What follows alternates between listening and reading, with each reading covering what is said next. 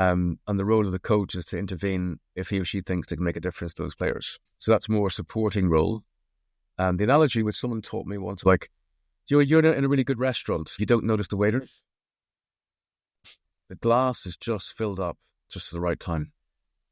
The menu appears just at the right time. The plates are cleared at the right time. You don't see them, but they appear at the right time for support. Hi everyone, welcome to this episode of Labours of Sports Coaching. So in this conversation today I had with Eamon Devlin, who is founder of Minute 9. We discussed the art and science of halftime talks that coaches will make to players. It was really interesting, and I would say this, Eamon brought to the floor really unique perspectives of different things that aren't entirely alien to coaches, insofar as being able to appreciate the utility of them, but it would challenge them to consider what behaviours they do that's just about fitting in within their current context. We speak often around football, but again, we compare it to other sports, and for those that are listening that come from other sports, there's absolutely so much that can be gleaned and carried over onto your sport, regardless of where that sport is. But we go through a lot from chatting about the emotional element of halftime talks, the need to consider landing spaces, both for the players and for the coaches. There is so much clear fundamental validity to what Eamon is saying that we must listen to as coaches. And I just think, and I would encourage you to really listen to all of this chat, because there's just so much that to be taken from it. We even get into talking about what coaches wear and how players perceive it. And it is a conversation that, comes on the back of the work that Eamon has done with elite clubs all across the world, but that still has transferable value to coaches in academy level, or in youth level, or coaches in grassroots sports. So anyone can take something from this talk. So please listen. I'm really looking forward to getting into it. A brief update will I have you as well on just some of the activity of the podcast and the wider Labours of Sports Coaching mission. In February there, the first ever newsletter dropped, the Labours of Sports Coaching, the Self-Determined Coach newsletter, which was built around my particular understanding and experience and background in motivational psychology, looking at the coach-created motivational environment. It was amazing fun to put the newsletter together. In it, I was given a bit of an insight into some of the latest research articles that have been coming out in this space. We had a systematic review in there. We had one looking at the influence of the coach-created motivational environment on doping intentions, just to sort of show you the breadth of thought that the newsletter tries to touch upon, all but bounded in a more niche space of motivational psychology, as I say.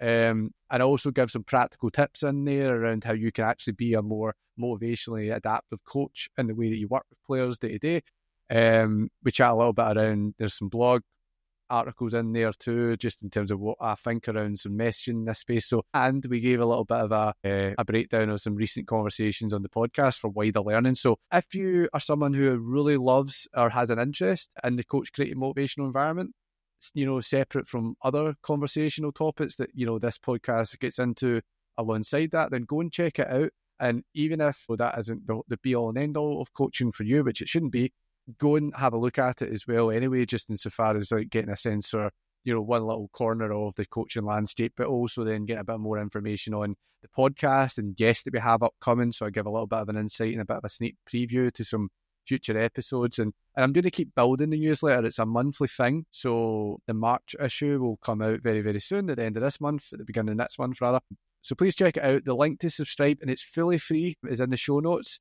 Okay, check it out. Check out the website attached to it if you want to access some of my own consultancy services there too. And please, and I apologise for being this guy that has to ask this question, please try to subscribe to the show if you aren't already, and rate it. See if you rate it like 5 stars. I don't know how it all works, but apparently it's really good for the discoverability of the show, so then more listeners come to it. Therefore, the show is able to generate more interest. Therefore, I have more capacity to increase the production further. So all these things fit in to come back to you as a listener. So I'm really thankful for all the support everyone's showed so far. So please keep it up. Just I'm here to support everyone else, and we're here to support each other as coaches. That is the whole point of the Labours of Sports Coaching mission. So without any further delay, let's get into the conversation with Eamon. I hope you enjoy it.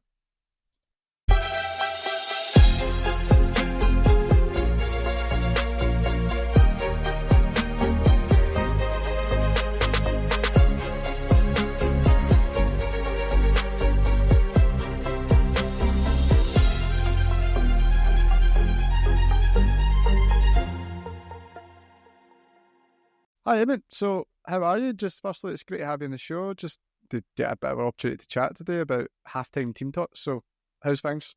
Good, yeah. Thanks for the invite, Mark. Looking forward to this. How are Yeah, things? Things are a bit crazy. I don't know if I'm coming or going, but overall good. And I'm looking forward to the conversation. I think that's just the case anyone works in sport, isn't it? So yeah. So look, I mean, one of the things that interested me straight for the off, I think, when I came across your work, Eamon, was just this trend towards kind of compartmentalising elements of game day. And obviously you've now got a specific focus looking at the halftime team talk. So the big question I think to start with, an easy question, but I just would like to know a bit more about your motivations in this space. Why should we care about halftime team talks? Why do you care so much about halftime team talks? And how did this all kind of come about, your work to date? Thanks for asking me an easy question at the beginning, Mark. So my motivation, so I've got two daughters, Zoe and Nancy, and my elder daughter was playing football. This was 5 years ago. We were living in Switzerland at the time, outside Zurich. And my daughter was playing in the under 11 local, girls team.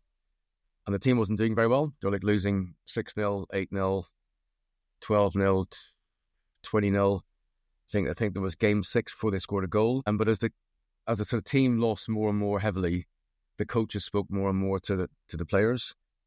To one point, one game they lost 24-0, and I said to myself, I'm going to time how long the coaches speak to the players.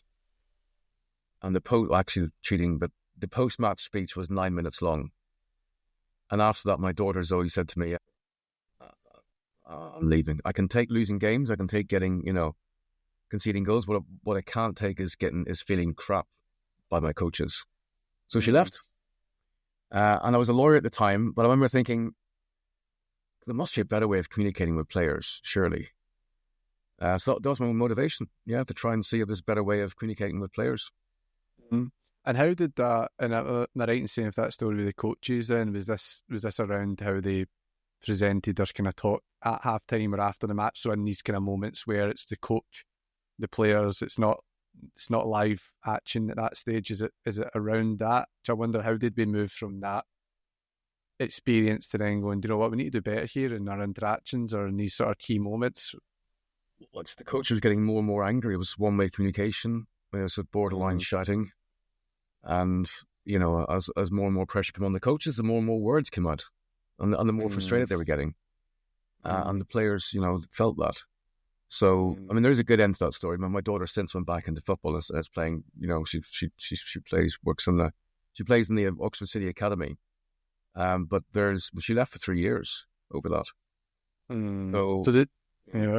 So does that talk maybe a little bit to the sort of emotional intelligence of coaching and, the communication with players, particularly, I suppose, in reaction to match events? Because I would wonder, just in terms of if you could talk us through your understanding around, when things aren't going so well, is there a difference in approach perhaps versus when things are going well, in the way that coaches might talk to players? I think certainly the context seems to have a very dramatic effect on what coaches say and how they say it. We would generally, suggest to coaches, you probably do the same in your work. We say to coaches, if you're going to intervene, first question is, why are you intervening? And secondly, who's it for? Is it for your own ego? Is it so you can feel better? You've offloaded your own thoughts and issues, or are you speaking, because the players think it'll be beneficial?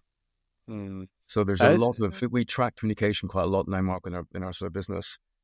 How much coaches are saying to you match day, and the words are increasing, like in-game, pre-game, half-time, post-game, they're all increasing. At the same time, player words are going down. The number of spoken words. So why do you think that is? So I'd be keen to know, is this a new problem? Like, are coaches now just inundated with more information or more expectation on their role? Or why do you feel like you're seeing a trend where you feel that the amount of information coaches are given is increasing and players' voices perhaps being reduced, or at least even, I don't know if you might even say players' voice, but just players' opportunity just to figure it out and self-regulate?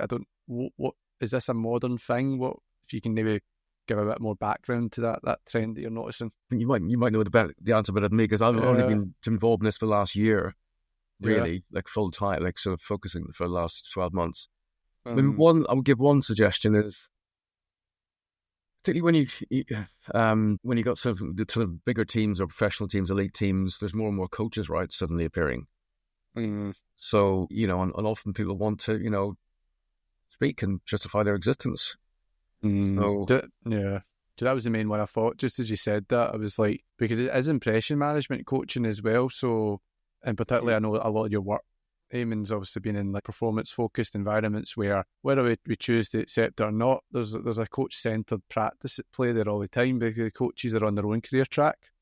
And if coaches, and you know, it probably also could be scaled down to grassroots amateur coaching as well, insofar as when a coach is put in a position where they're expected to be a leader, they're expected to do leader-like behaviours. And as much as sometimes we have that sort of jargon around, the leader that's quiet and this and that, I think certainly when you then mix that in with emotions and pressure and things like that, coaches do speak to justify their own existence, isn't it? It's like what you said, and it's sort of like more words is more for the coach's benefit rather than the kids. yeah, It's a bit of that happening. we see it particularly pronounced in football. I mean, we work at different sports, but I guess most of our data is in football. But what I've realised, Mark, is try to normally equip. So we work with a team or a coach. We should try to discuss, the overall sort of game day, and we go. One of the initial questions we'd ask: who do you think game day is for? Like, who's it mainly? Is it for the players? Is it for the coaches? Is it for the crowd? And I think I personally think it's mainly for the players. And I think if a coach agrees with that, I think that can often change quite dramatically how they approach the communication on match day, particularly halftime. Just really like. And why is that then? Is that due to, because I mean, you might see the role of a coach in a match day has been about supporting, or you might see it as coaching, or you might see it as advisory. There is power, isn't there, sometimes to the words that we attach to signify a role. So if you can elaborate on that, it might be quite. Yeah, I think it's quite interesting. I mean, so obviously when you look at an area, Mark, and you kind of focus on it, you kind of almost have to. We don't have to, but you kind of. I've got a philosophy which not everyone agrees with, and it basically boils down to match day halftime is for the players first and foremost, and the role of the coach is to intervene if he or she thinks they can make a difference to those players. So that's more a supporting role. And the analogy which someone taught me once, I don't know who it was, so I can't credit them, was like, you're in a really good restaurant, and you're there with your wife or your partner. In really good restaurants, you don't notice the waiters. The glass is just filled up just at the right time. The menu appears just at the right time. The plates are cleared at the right time. You don't see them, but they appear at the right time for support. And it's funny you said, because the one what I'm sort of zooming in on there is when you said the role of the coach is to intervene if they're required, as you say it, that halftime talk, as you said, is for the players. So, like, because coaches listening, they'll be like, well, what do I do, or how do you facilitate a halftime talk? Because there's often the players expect that. Because I would wonder, with the work that you've done, Eamon, does it require quite a bit of time, probably, if this is about starting to put the players in the driving seat? Because players need to be trained to take ownership, I think, too, don't they? And the coaches as well. But I just thought that, if you want to elaborate on that, I think that's quite interesting. Yeah, I got a sort of rude awakening, I have to say, when I because going back to the philosophy of halftime, we think it should be player led, give players voices. And I thought it'd just be easy, kind of change some protocols, and then players would start talking. Then I sort of analysed the system in some football teams and clubs and academies. And then I realised these players don't say much, from quite a young age. So suddenly giving them a stage to talk, you just get silence often. So another fundamental question we normally ask a coach, Mark, is, do you want the players to have a voice? And I always said, before you answer, just give us some, quite careful thought. Because if you do, then that means you have less control of the situation. And how do we get the balance right between that then of relinquishing control while still providing structure? Because often, in some sense, I agree with that. But I would also wonder, one, sometimes players don't want control.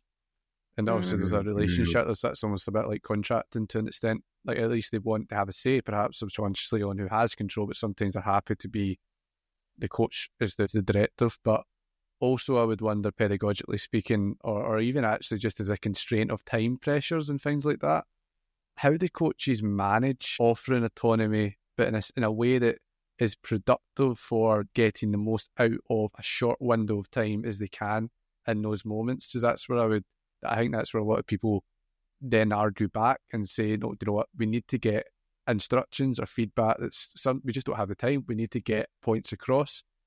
Yeah, I don't know if I've got an easy answer to that. I mean, if you just go a step back for a second, so it's funny when people talk about half-time, people always jump into the half-time team talk, right? That's kind of the first thing people often think of. Now, going back to this principle of, I think it's for the players, match day. If you ask players what the most important thing with half-time is, the half-time team talk ranks about number 5 of importance. Okay. So I think there's a lot coaches can consider about half-time way before they get to the half-time team talk. And more important things, I would strongly argue, than the half-time team talk. So what are they then? Yeah, that'd be interesting to know. Number 1 is rest. Number 2 is refueling. Number 3 is normally just to be together as a group to kind of feel safe with your teammates. 4 is, just discussing the sort of the game amongst the players. So they're probably the main ones, actually. I'm not missing one, aren't I? No, okay. So it's really kind of trying to give players feel any time and space to kind of just, the analogy I use is if you're the coach, Mark, of Celtic, you've got 11 airplanes flying right out in the pitch. Whistle goes half time. You've got to find a way of getting those 11 airplanes to basically land in your dressing room. Because they're going at full speed, very short, high intensity sprints. Football's quite it's quite a long half, 45 minutes, quite long, plus at a time. So it's out there for probably 55 minutes. If the planes are still flying and the coach starts speaking, I think you can make a strong case that not only can the players not even listen to you, they can't even see you, like metaphorically. And through our research, we've realised that landing phase takes quite a lot of time, Mark, to do. Players to really come back to, in the dressing room, ground level, engines off, refuel, just take a second. It's interesting you say that, actually. It's a pretty cool perspective, just in the fact that it maybe touches on the individual experience of sport, even in a team context, because that's quite interesting, because maybe one of the pitfalls that we're getting onto here for coaches at halftime is that we treat the players as if they are one whole body, whereas it sounds like what you've created a real awareness for, Eamon, is that the players are individuals and we need to reset them. Does that maybe coincide with why? Because I was keen on, just as soon as you said that rest, refueling, it sounds like you ramp up to the team level, because like rest and refueling is an individual practice, and then it kind of moves into safety, which then becomes more of a social, or maybe starting to, put yourself back in a space where you can talk, or at least be within a team environment at that point, and then discussion. So it's like, does that sort of fit with that alignment of, what you said, the landing phase to things? Because I feel like that it seems to jump out at me. It resonates. Yeah, there's certainly. I mean, obviously, if you are successful getting the planes landing, obviously they have to take off again, right, for the second half. So, and I feel it's the sort of taking off phase which coaches may want to consider. So, and that usually involves, the coach coming in, or the coaches saying their piece. Which, by the way, we try and get coaches down to 60 seconds at halftime speaking. So why is that? Why 60 seconds then? We ran some tests last summer with a football team in England. Now, it wasn't a competitive game, a friendly game. Manager spoke for 3 minutes. A well-known manager, I thought reasonably, actually well-structured speech. We then did a sort of impromptu check on players before they started the second half, like randomly. What did Coach Mark say to you a few minutes ago? And we got the results, and the results weren't very good. So I think that one of the key limitations is how much can people remember. And obviously, it's a very difficult thing to kind of really, put into a sentence. But, I think at a high level, it's players have got plenty going on in their head already. It actually takes very good delivery to kind of, make an imprint in their brain at halftime. So is this maybe getting into a little bit of the science behind retention as well? So like, I know there's like cognitive overload theory where we're talking about how much information we can keep in our working memory at any one time, and then there's lots of like funny little asterisks to that, because maybe, I know there's an arbitrary figure of maybe 3 or 4 pieces of information, but then that's assuming they're all of the same level of complexity. It's assuming that they've been communicated in a way that makes sense for each individual. It's also assuming that players' emotional level is apt to actually allow them to listen, because if you can't listen, if you can't control your emotions, and therefore and look, that's sports emotional, you can't always concentrate when you're not in control of your emotions, so that then in turn has an impact. Does some of that stuff came out, or is some of that stuff underpinning this, or is there other perspectives that you might take from insofar as the hard science that backs that up? Yeah, so there's things you mentioned, right? If you're still, your heart rate's still way above resting heart rate, then your ability to remember is because your fight or flight, right, is kind of has been flicked. So you're trying to get people into a more measured state where you've got a higher odds of people remembering. We've also realized that people remember more what they see than what they hear, which is that's very well established science. Actually, funny, I always say to coaches, there's a good chance your players will recall more what you wore than what you said on match day. Okay. So we have a whole piece of advice actually around what coaches wear, but that's a whole sort of rabbit hole. There is, so visual aids is to be honest, a complete no-brainer at half-time. So I want to get into both of them then. So visual aids, what are coaches missing? And what also is, so there's going to be sometimes there's like token stuff that I think coaches just want to put out there that feels like it's just a prop, but then it sounds like maybe that is actually the better way to go. So I wonder what are really effective visual aids that you've seen, and how do they combine with the messaging that coaches want to put forward? Is it tactics boards? Is it more than that? What would we be saying? Yeah, well, just on that. So if we're helping a coach at halftime, we always insist, and this sounds cocky, but we always insist that players are involved in the discussion. Because ultimately, we have a couple of interesting ideas, but I don't know your culture of your team. I haven't met your players. I don't know. We find good value in having, blank piece of paper. Right, guys, we've got 900 seconds here to kind of carve out. Why don't you just get around the table with the players and just design it as a group? It doesn't actually take that long. And one of those things is asking the players, what visual aids would you find useful? I guess statistically we find most useful. I mean, clips are useful if they're done properly, video clips. And what I mean by that is, A, they're not too many, and B, coaches don't speak over them. So that would be the impulse, isn't it? Because you've got a clip, it's meaningful. You are time constrained, so you're going to talk over them so you can get another clip in, or so you can get another point in afterwards. So it's just play the clip, let them assimilate it, and then if there's a conversation, facilitate that. Again, don't prescribe, perhaps, to a point. Yeah. I mean, we would generally, and again, going back to sort of fundamental questions, and ultimately the coach decides, what environment they want to create. But, if you believe that players should have a voice, and by the way, not all coaches believe that, and that's fine, right? That's their choice. But if you do want players to have a voice, then that requires, as you said, some training and some changes of behavior. And so going back to video example one idea is that you show one clip, say 6 seconds long, and the question you ask the players is, why is the analyst clip this, do you think? And is that, so just because I would wonder, just when you mention that around coaches that maybe don't always want players to have a voice, but I would imagine, and I just wonder if this resonates or not at all with your experience, but I would imagine where coaches might think that sometimes a player autonomy and halftime moments might fall down is where it just starts digressing into loads of different places and spaces, and the actual focus of either the tactics they're trying to employ, whatever, it either gets too modified or... Yeah. But I would wonder, that's probably an artifact of preparation before match day than it is so much an artifact of player input and how that maybe affects the coaching process, isn't it? Because if you've done enough training during the week, people understand the tactics, they understand what they're wanting to do in the game, then we've bounded the conversation. So when we do allow for input, it should be more productive and less likely to diverge. I just would wonder what your thoughts are with that. Because I wonder if that's maybe where there's a bit of a contradiction in the way coaches think around this approach, is that they don't recognise there's a whole lot of structure backing the conversations up, but are they bringing that to the floor? I think you're right. I think there's a contradiction. I mean, how many messages? So we've now got a lot of data on how long coaches speak for half time and actually pre-game as well. But how long do you reckon is it? What's the average halftime team talk by coach in football? Do you think in today's in elite level?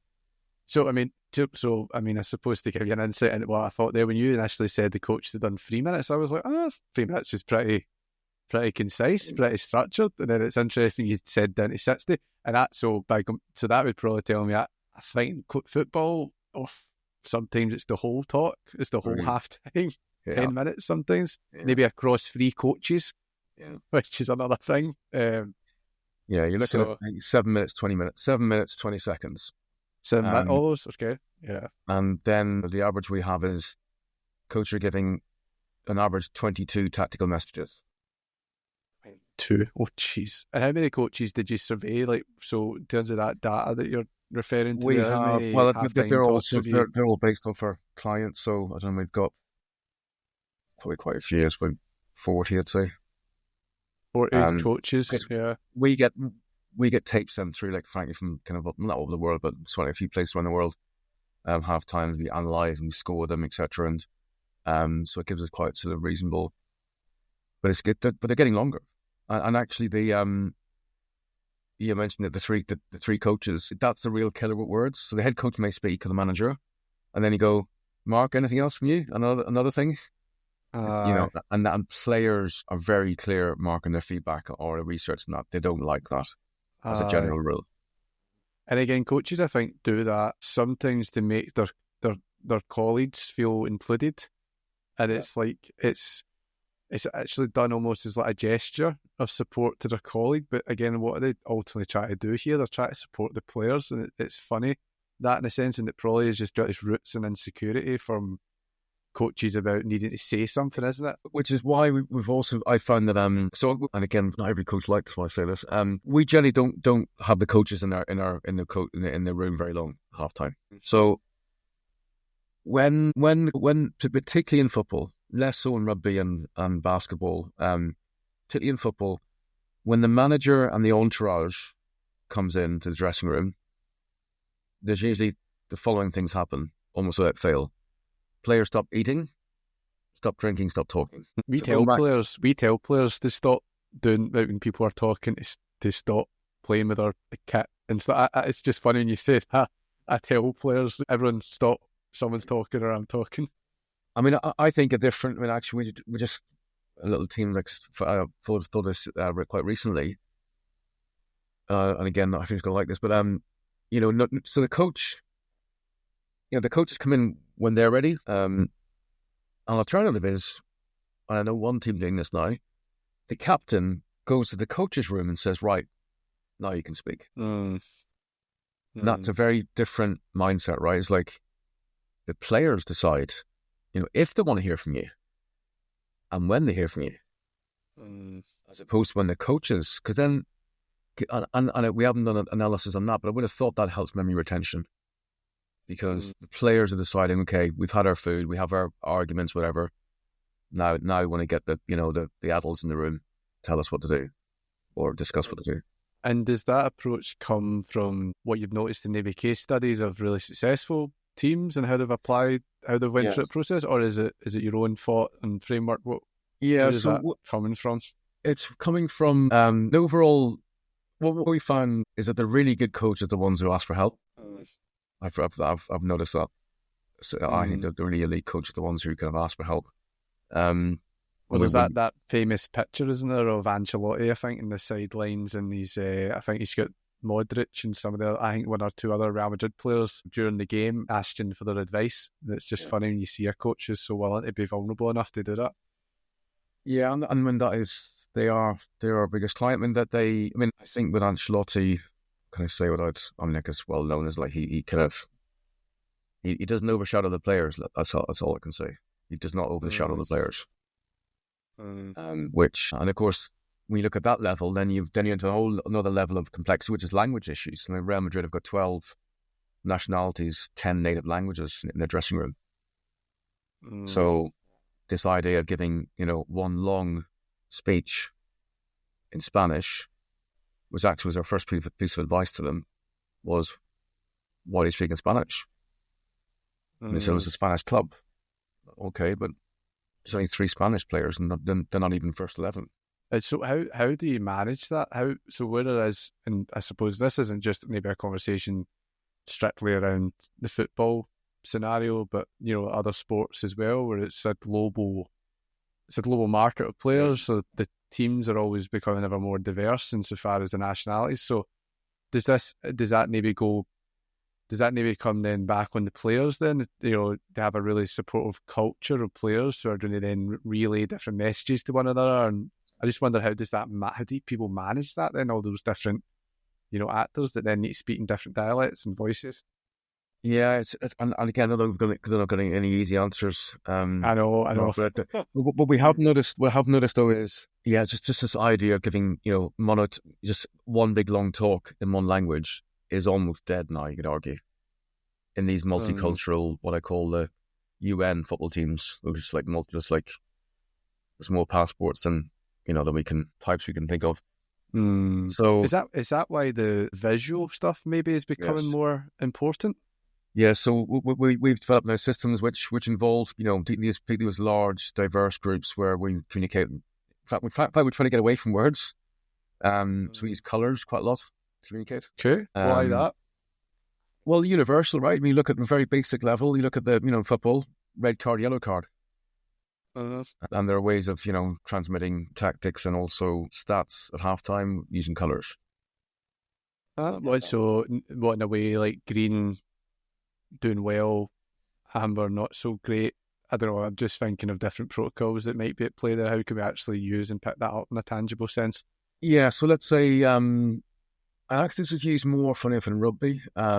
So let's say you set 3 separate targets for the first half in a game football. You might have, I don't know, you're going to target 15 entries into the opposition box. The players come in at half time and they see a red light against that statistic.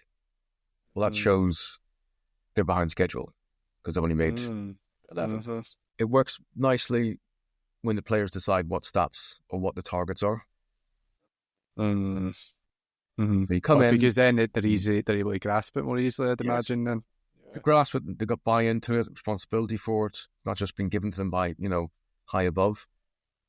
So yeah, and then so that's worked well. And music quite a lot. Some of our bigger teams. So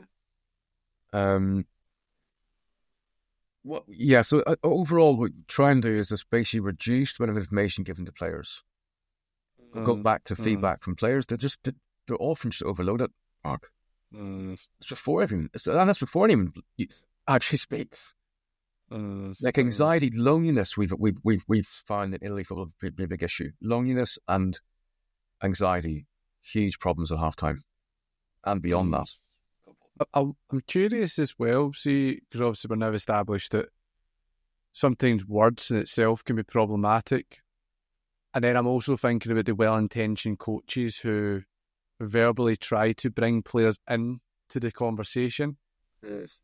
And oftentimes, I mean, this maybe, I think back to maybe the first thing we were speaking about the different roles that a coach might play on a match day in terms of who's it for. And I mean, my own personal philosophy has always been that coaches are there to support players on match day, not so much coach. But I always say when you may not even be posing a question, but when you present a problem to a player and you do it verbally as such, in any sense that it feels like they have to give a response, sometimes I wonder, is there a risk there depending on us to get the answer correct or not, and there is going to be a correct answer, at least in the way they perceive it. That could actually in turn, if they don't get it right, impact their sense of confidence further, whereas we're trying to create a space where they can engage with the environment they were presenting, but maybe not in a way that the risk of feeling worse is more. I just wonder what you think in that, or if you've seen anything around that. I mean, why we stroke C, Mark, is I think there's a crisis in confidence happening with young players, and that's academies, first teams, where because we're obviously in quite a lot of dressings now, because you can feel the fear, right? You just sense it. I think to get players, give them a voice, the most common question we see coaches give players is, "Tell me what you see." Or how does the game feel? And I would argue that's not a great question to ask a player or the team at halftime. And the reason for that, Mark, is because if you do get answers, you're going to get 4 or 5 pretty random, unstructured, unconnected answers to that question. And it's very hard for you as a coach to kind of then string that together into some kind of coherent way that you've listened to the players. An alternative way of doing that is giving the players a different question or a framework. The one we probably still use most with our clients is a stop, start, continue. So at halftime, the players have got a whiteboard and they've got 3 questions, and you can allocate, maybe it's, the left back is responsible for 1 question, or the centre back, second question, or one of the strikers. And the questions are: in the second half, what do we stop doing? In the second half, what do we start doing? In the second half, what do we continue doing? Stop, start, continue. Okay. And the coaches have got the same framework. So they're next door, or in the dugout, or whatever. They're in the showers, whatever they're, because obviously the coaches are leaving the players alone, right, for the planes to land. And then at least, although I can't tell you that, both sides might, disagree what the answers are, but at least they're discussing the same questions. And but that needs practice, including at training. But when it does work, it increases players' voices, definitely. Players say more. And you can make a strong argument that then makes them a little more connected, more relatedness, and more or less anxiety. There's probably good, And is that a implicit or explicit framework in the sense of, like, we noted it, just earlier on in the conversation where we gave that example of, we'll set some targets and then maybe at halftime we're showing players maybe using green, amber, red, how well they're meeting the targets. So, but we're directing the conversation through the learn. Sometimes it's learn outcomes if it's in any developmental coaching setting. Other times it's a performance benchmark, because it's in a performance focused, it's senior sport perhaps. Is that a framework that do we drive the outcomes that we've set using the stop, start, continue, or do we frame the conversation around stop, start, continue for more organic conversation that we then lead back? And look, to be honest, I think that's probably, maybe it's a daft question to ask, actually. I mean, I could imagine your answer is it depends on what the coach is looking for. But yeah. I just wonder how implicit or explicit, maybe that's about just going back to that fundamentally. What leads what? Yeah, I think it's explicit. And again, it's going back to what I've learned this the hard way is to change people's behaviours and realise we need to work out, first of all, do we think there's a problem here? Because, and there might not be, right? Players might be happy with what's going on, although research does not suggest that's the case. We find coaches are frustrated at halftime. Instructions aren't followed. There's just. But I think if you can scale it down to a problem, maybe the problem is, okay, players are too quiet. I think once you put it down in writing, this is the problem, then you can then the solutions from there flow much better, and then also implementation happens much better. Because you're really, we're not just changing because this is some odd weird guy in a podcast. Where first thing I'm saying to coaches, do you have an honest, think to yourself, ask your players, is there a problem? And it may not be a problem, in which case, continue as you are. Does that maybe fit with what is the role of compliments, positive reinforcement in a team talk? Because it's often is sometimes seen as a deficit view scenario where here's all the things we need to keep working at. But I do wonder, from just your time of being in a lot of different dressing rooms, how much is the role of actually, confidence driving comments? How much are you seeing that valued or maybe not valued enough because of this deficit view that we often take as coaches? Because I think that's that element of it. Is it a strength-based approach to coaching versus in terms of what we already are doing well and work out from there, or does it always need to be that deficit view? We generally see the feedback coaches give in football is about, I think our numbers are 83% negative feedback, roughly. Okay, yeah. Like you think of a clip, right? Normally when someone shows 2 clips, they're nearly always about something not going well. And actually, we had an event in Leeds last week, and actually we came up in discussion, and not, again, nobody's going to like this, but I wonder, can you have a situation where, clipping games just so the good stuff, because the players are well aware of what they've done wrong, or at least they should be. And if they are aware, then what is the value of showing in a video or saying in words? Like what? what are you trying to achieve doing that? It's like watching for the sideline, isn't it? And saying, well, you shouldn't have played that pass there. And it's like, they know.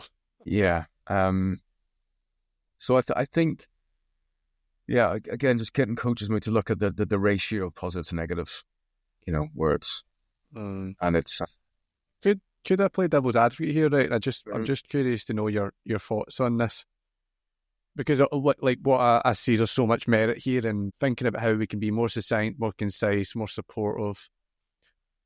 Is there sometimes the risk of confusing direction and instruction, sometimes unfairly with the negatives? Because sometimes I wonder, like players react in X way to Z, instruction. But sometimes I wonder, is that a problem perhaps with the players and the coaches involved in this? Did the coach foster an environment and they help foster mindset? But I often wonder is where you see breakdowns between what a coach has said and how a player responds. Sometimes it can just be that there's more work to be done with how the player approaches conversations. Yeah. Because often, a lot of coaches might be listening to this and they say, you know what, sometimes I need to tell them things. Sometimes there needs to be a very prescriptive verbal approach here. Sometimes I need to teach them things that they don't know and they need to hear. Now, again, maybe there's another conversation there. Is the match day the best time to do that? It would depend on the context, I suppose. But like that's then a situation where it's about the player recognising how to take on feedback and recognising how to, I know that maybe that's sometimes like, is that healthy? Is it actually, are we maybe getting players to think more about how they just succumb to the expectation of an environment rather than changing the environment? I get that. But like, there is a tension, isn't there? I think that's quite fair to say there as well around, because I do wonder if we're getting into a culture where coaches are almost discouraged from coaching to a degree. And I know this is about, are we challenging what coaching means and what coaching looks like, which is absolutely a really valid, interesting thing to say. But I do wonder around that tension. And it comes back to, again, the difference between control and structure. We're not trying to control everything, but we do need to structure an environment so the players have capacity to do well in it. And again, I know all the stuff that you're suggesting is towards that structured environment, but what would you say to that? Because and please tell me where I'm probably being ignorant of things in here. But that might be representative of what other people might respond to sometimes when they hear a lot about what coaches need to do as facilitators of knowledge, even though they are experts in their own right of knowledge. I'm curious to know your thoughts on some of that. I don't know, Mark, to be honest with you. I don't know. I think it's an interesting... I don't know. Because it is interesting, and I know it's a problematic area, that I think, and I don't think there is a, right, we need to do this one thing now. I think there is always going to be a tension there, and what I love, Eamon, actually, is that what you're presenting is, it's like, be conscious of this other stuff and these other things, and and I don't think it's about necessarily telling coaches to give up on some more traditional methods. It seems like this is a real blending of approach to just consider other ways of reaching more people at the one time and to try things, isn't it? Yeah, other ways. An easy win for coaches, video, their halftime experience.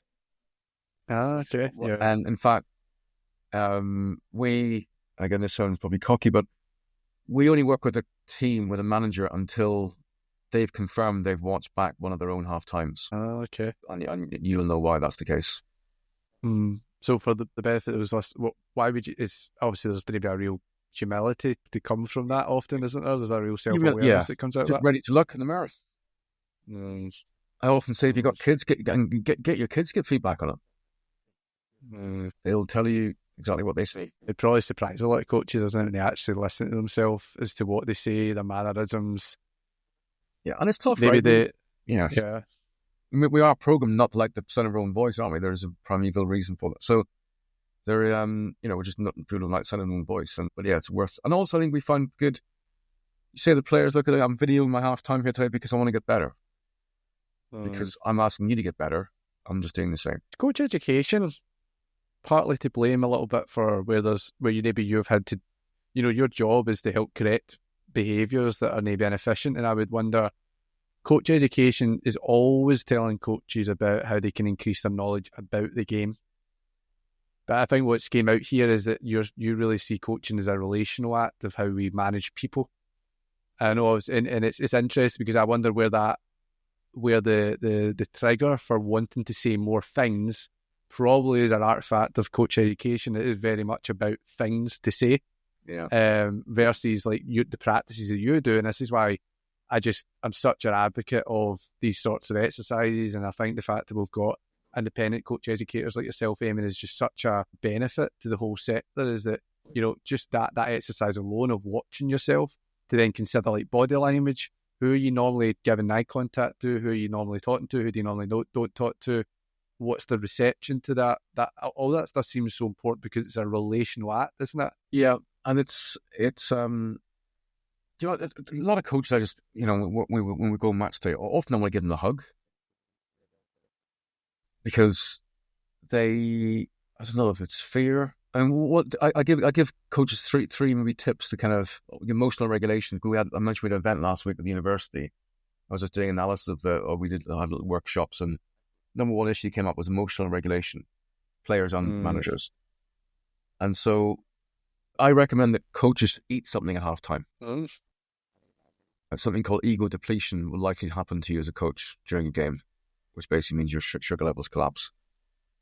Eat something. We realize that people slow down, your heart rate has to, your breathing has to be normalized to be able to swallow.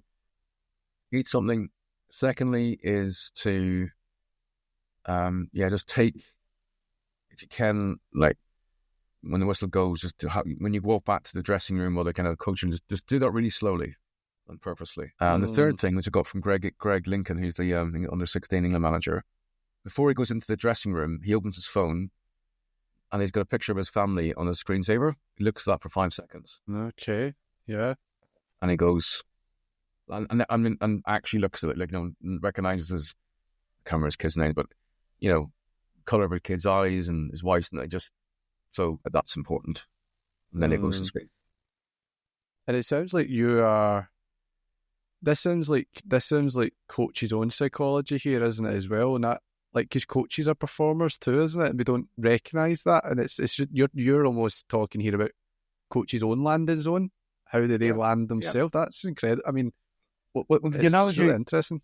The analogy we try to use with we've got a running joke with us. We've in our business we have coaches we work with after a period of time get an owl, not an actual owl, but like a toy owl. And the analogy is, on match day, be like an owl. Ideally, you sit up high, which most managers don't agree with me because of the cameras. Watch, listen, and then when you get hungry, your eyes open, you swoop in, make an impact, kill, leave. That's what we recommend at halftime. Go into the dressing room, you're in there for maybe 1 to 3 minutes, and you leave. But you have to be very still before that, because this is your performance. You've got 2 minutes to perform. As opposed to death by 9 minutes or 10 minutes. I mean, death, you know what I mean? It's just unstructured and it loses impact. And our team now goes into teams now, Mark, on game day. We do a full review of people's game day communications. So it's our job, right, to take notes in half times and pre-games. Often we're going, what just happened there? And we've got a pen and paper, and it's our job. We're getting paid to do this. So the idea of an owl, yeah. So still observant, and then when you swoop in, you make your hit effectively. Yeah. So I wonder if we could.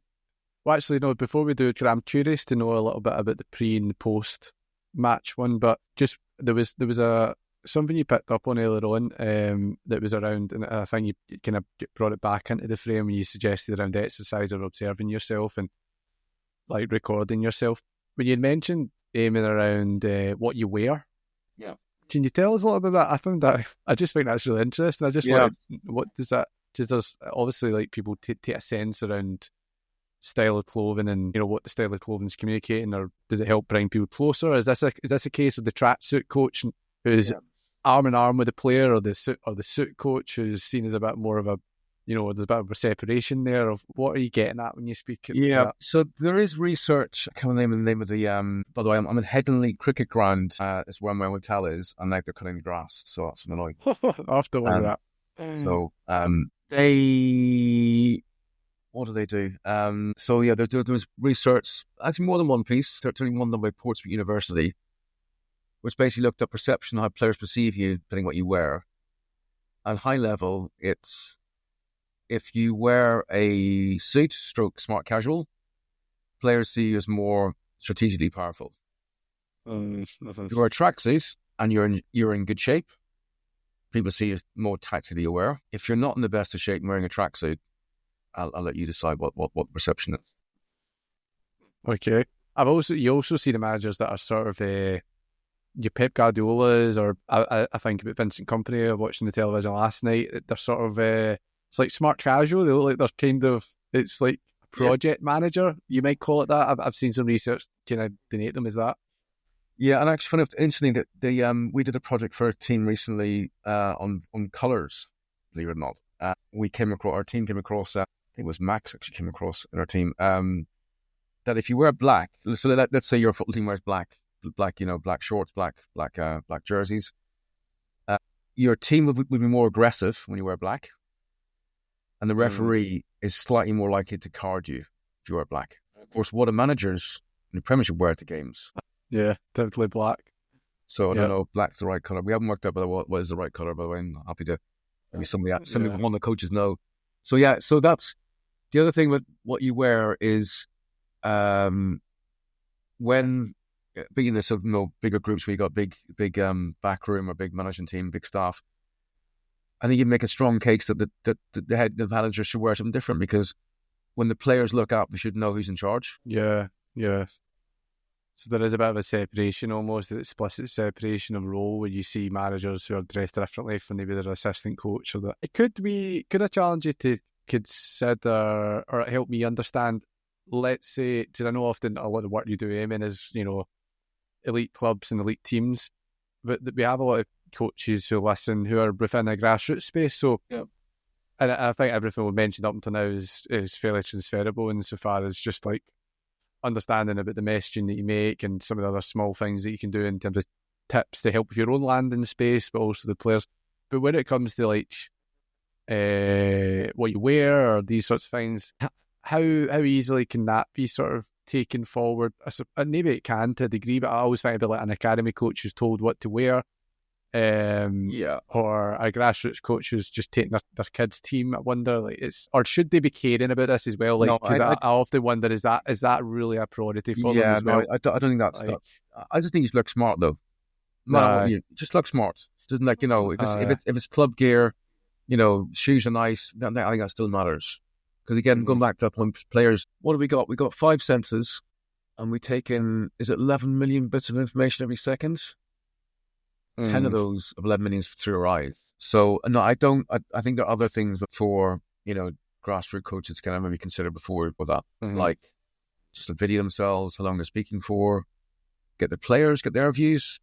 Do they like halftime currently, guys, girls? What do you like, dislike, and the courage. I guess courage to be vulnerable and go, is this working? And I would wonder, see what you mentioned around obviously come back to getting the players' input. That it doesn't. I don't think that this. I don't think you're suggesting that it needs to necessarily be wholesale changes, doesn't it? Not like, because the players might ask for a small thing, and if you even is there often sometimes a lot of value to just showing the intention to include players. So I would wonder if the players you take feedback from players that they mention one thing about the halftime team talk, maybe they don't need to hear messaging from everyone. If you just act on that one thing. And I think for a lot of the coaches that are listening, sometimes it's easier to act on one thing than it is to make massive changes, particularly where it sometimes extends beyond their realm of control, because oftentimes coaches are working under the structure of someone bigger, and they might always not get equal buy-in to that sort of approach. So this isn't actually a protocol that has to be taken in its entirety, isn't it? No, it's actually just it's about the merit of what you could change slowly over time. And play about with it. Yeah, which is like progress, not perfection. And if you're mid-season, you're strongly argue that do not make many changes, frankly, mid-season. But yeah, slowly, just which is why we don't have we haven't got a sort of shiny. We've got some principles we'll hopefully discuss them, but we haven't got a kind of shiny. This is the one guys you should use, because I think depends on the environment. It's sort of I think it's a lazy sort of answer, but I think it does depend on the environment. What the coach wants to achieve. All we're just trying to do is just ask coach some questions like, if you've got a changing room, who's in the changing room? Why are they in the changing room? Mm-hmm. That's a massive one. And when you mentioned that around like maybe don't change it midway through a season, so the timing seems to obviously be important. So I would wonder, often, I think the obvious response during the season, particularly if it's like in the middle of a competition period, where it's just we want automaticity, don't we? We don't necessarily want players to need to overthink and change things in a time where they're already laboured with other thoughts and expectations and performance. Is there any other contextual moments, like insofar as timing of a season, or even in terms of familiarity with a group? I would wonder, could it be more? How do I as a coach come and work with new players and consider how maybe I approach conversations at that time? Because there's a whole lot of building credibility in front of people. Also, like we could be talking about developmental coaches where, and I've worked often in a lot of academies where part of our curriculum is about exposing players to different things in their learning journey at different times, where, we don't care about the result one week, but then we have a teaser, we have a game where we put it to the players that we do care about the result, and it's, for the learning reason. There could equally be times, as you can imagine, even in a developmental context, where we have a player-led week. Yeah. But again, different contexts allow for different times, different things at different times. So just could you speak a little bit more to that outside of in the middle competition period, we don't want to change anything? Is there any other times where you think might be opportune to do things, or maybe something we need to consider or just apply attentions to? Well, in our work, generally, international breaks usually pretty busy for us because coaches have a bit more time to kind of look at stuff like this. There's really three things I can think of. One is, I think when a new player comes in, possible question to ask that player or any of your players is, what do you need from me on game day? I know one coach, Andy Friend, you might know him too, rugby coach, very good, by the way. Really, I've stolen most of his anything. If I ever sign remotely sort of intelligence from him, he would always ask his player at the beginning of the season, what do you need from me on game day? And some would say, ignore me, leave me. Someone would say, like, yeah, I need a hug. Others would say, I need the, the backup. That's one. Second is, just making changes, not making them, not making too many all at once. Although I do feel football coaches, really academy, because when a coach is not, there's almost like a sort of culture that they've got to be barking at players. Otherwise, you don't care. Mm-hmm. Whereas you could argue the opposite is more true. Mm-hmm.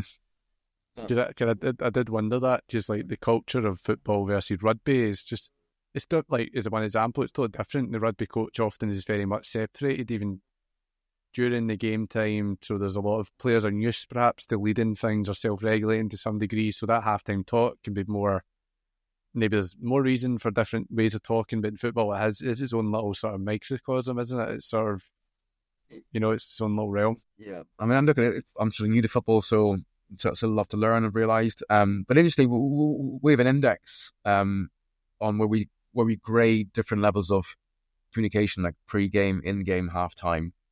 And interestingly, no football team has yet got to the highest level of our grade. But some... It does that, yeah. No, sorry, I didn't interrupt. No, don't want to take away your flow. No, that was it, really. Yeah, but there is obviously very successful football teams, so that's why I wonder, how much do they need to meet the index? Or I was conscious of, like, also you work across sports, so I suppose coaches can always improve anyway, but are you still seeing teams who are high performing in football who are maybe 3/4 of the way up that index scale? Yeah. And does that maybe suggest about the limitations of football as a culture, perhaps towards athlete-centred coaching, I wonder? Because I often wondered, is every sport the same? Yeah. And could we rank sports in that respect? So it sounds like maybe an impediment to fulfilling maybe their potential in this space of relational and tactical, presentation at halftime. We are constrained, aren't we? Because that maybe brings us on to, actually, I know that you have a model around the constraint-led approach, and you consider aspects of ecological dynamics where we talk about how we interact with our environment, and culture as a constraint. And I just wonder, has that been part and parcel of maybe the challenges you've experienced when working within football and comparing that to elsewhere? But you do still see success in it, but it's constrained in its own right, isn't it? Very good. Again, I don't know if I'm going to easy so, but that there is definitely. I mean, I think I made the mistake that my head, that idealistic world where because I thought the outcome, by the way, is that the coach says nothing at halftime. And I still believe that, by the way, personally. I think that's but I've realised that, okay, not sure that's going to happen in football, Eamon. Maybe he doesn't need to, maybe he shouldn't, right? So again, maybe it's my lack of understanding of football, perhaps. And probably definitely an issue there. There is, it goes back to what your purpose is, why you're there, what is the purpose of halftime, who is it for that day. I think, do you want players to sort of lead? I just think the most high-performing environments I've seen are the ones where the players basically drive the bus on game day. Pre-game meetings, players drive it. I was in Ireland 2 weeks ago with a Gaelic team. The players on the dance floor in the hotel where they met before, they did all the kick-out strategies themselves. Not a coach said a word. Half-time again, players can led it. And I don't know. That just feels to me high-performing. Because ultimately, we're talking about invasion games where it's making how many decisions made on a football pitch in a game of 3,000 decisions made. And he's making these decisions, and the team that makes the more decisions better and executes better usually ends up winning. So I just find it still very odd that we have a situation where in a game we hand control of the game over to players.